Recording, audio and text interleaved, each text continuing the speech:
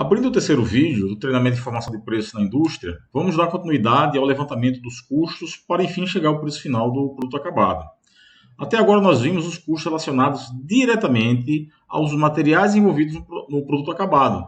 Se você olhar aqui o nosso sorvete de chocolate, o nosso pote de 1 litro de sorvete de chocolate, nós chegamos aí aos R$ 13,13, né? E esse valor é somente produto, né? É 1 litro da base, que por sua vez tem o seu custeio, né? E as embalagens. Pronto. Aqui nessa planilha, veremos, nessa próxima planilha aqui, centro de trabalho, os demais valores, que muitos, deixa eu acessar ela aqui, que ela não foi, muitos consideram que esses valores são os mais complicados de achar, porque normalmente necessita aplicar rateios, né? Isso é comum, a gente vai ver daqui a pouco, vai ver aqui agora. E sua busca não se concentra aí, esses rateios, esses valores, você normalmente tem que ir aí a vários setores, por exemplo, custo, rateio com mão de obra envolvida. A gente tem que buscar isso lá no setor pessoal. Se a indústria tem um setor pessoal dentro da própria estrutura, talvez facilite um pouquinho, mas às vezes isso é numa terceirização, né, numa contabilidade externa, numa área que não está dentro da empresa e, portanto, não totalmente acessível. Mas vamos lá. O que a gente tem que fazer aqui? A primeira coisa é a determinação dos centros de trabalho. Para simplificar, a gente está criando aqui esses 3 centros de trabalho. Vamos nos concentrar nesses 2 primeiros.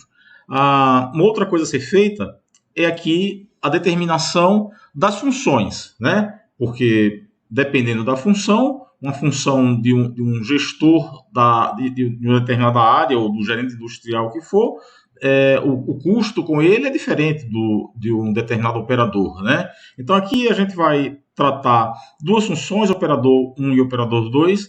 Na verdade aqui essas 2 bancadas, a bancada do semi-elaborado e a bancada do produto em processo de finalização, a gente está usando a mesma mão de obra também para simplificar o entendimento do cálculo.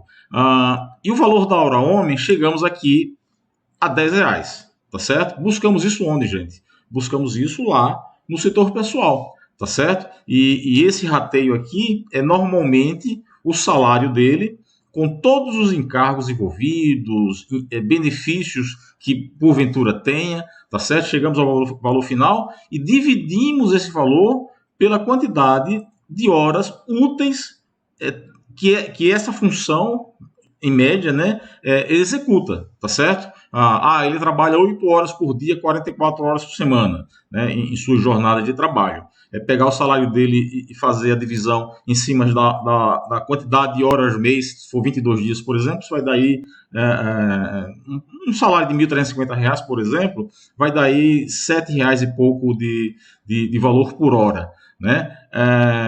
Perdão, vai dar 176 horas trabalhadas, que aí daria uns R$7 e pouco do valor de hora trabalhada. Eu estou aqui arredondando para R$10 por conta justamente desse tempo útil de atividade que ele exerce, né? Que normalmente tem aí algumas perdas, alguns horários que ele tem para descanso, para algum tipo de manutenção, limpeza de máquina, um intervalo que ele tem que fazer aí para um descanso, uma ida ao banheiro, seja lá o que for, tá bom? Então, assim, vamos arredondar, dar um tiro grande aqui e fazer um arredondamento para R$10, que é um valor que a gente consegue trabalhar bem. Mas é mais ou menos isso mesmo, tá ok?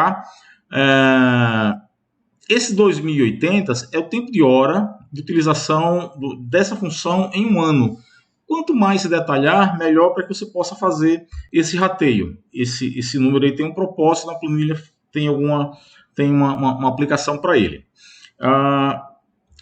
Vamos lá aqui.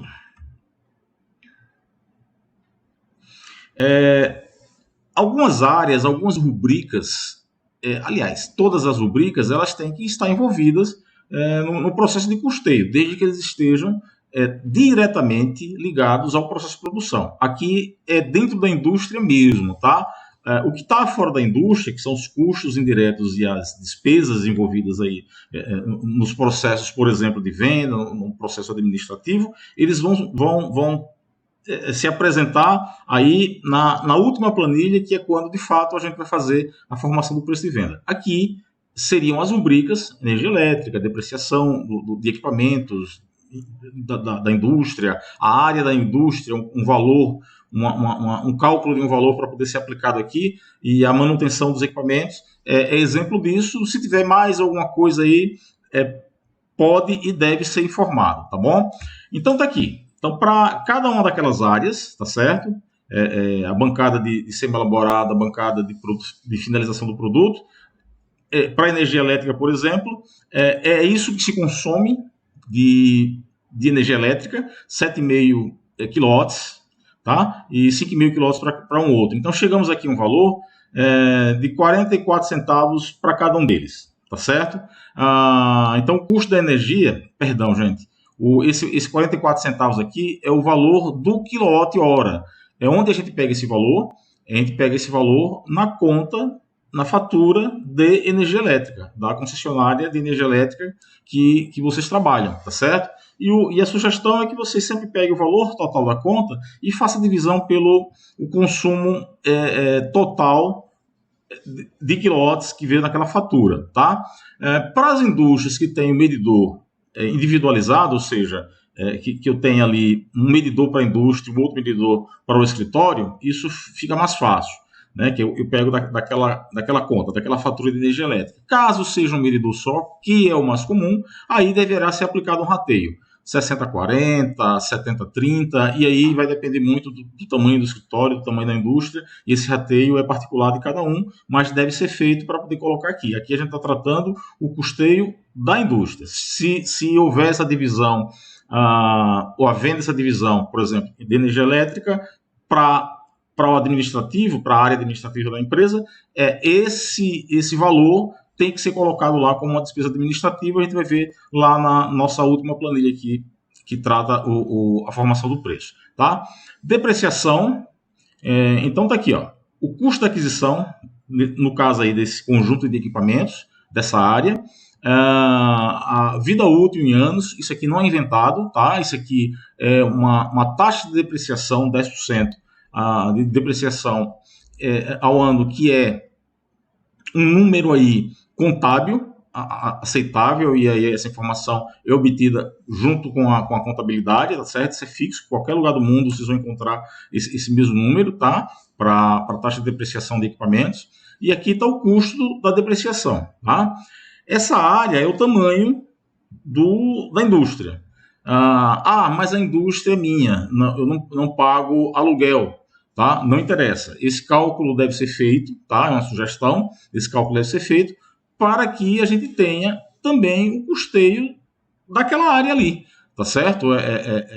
E aí é uma monetização que tem que ser feita para que você possa calcular o custo mais real possível relacionado aí a essa questão da área envolvida, tá bom? E a manutenção seria a manutenção, os custos, os valores que são dispendidos, né, para dar manutenção na indústria. E aí a gente chega a esse valor de 2404, aquilo que eu falei, né? Tempo de utilização em hora por ano, 2080. Então, por exemplo, eu tive 50 mil reais de custo de manutenção no ano com a fábrica. Eu dividindo isso pelo número de horas que eu utilizo dessa fábrica por ano, eu vou chegar a esse valor da manutenção por hora. Se eu pegar 50 mil e dividir por 2080, eu chego aqui em R$24 de custo de manutenção por hora. Então, para cada uma daquelas áreas, tá certo? Da bancada, deixa eu voltar mais um pouquinho, da bancada dos semi-elaborados e da bancada de finalização, eu tenho aqui R$29 de custo da primeira bancada, dos semi-elaborados, e R$5 da outra bancada dos produtos finalizados. Então, isso aqui, gente, a gente vai ver aqui agora no roteiro de produção, que é onde eu vou determinar as minhas linhas de produção, e esses valores vão ser fundamentais para que eu possa saber o custeio por roteiro, por linha de produção, tá certo? E que, por conseguinte, a gente vai aplicar isso lá na formação de preço.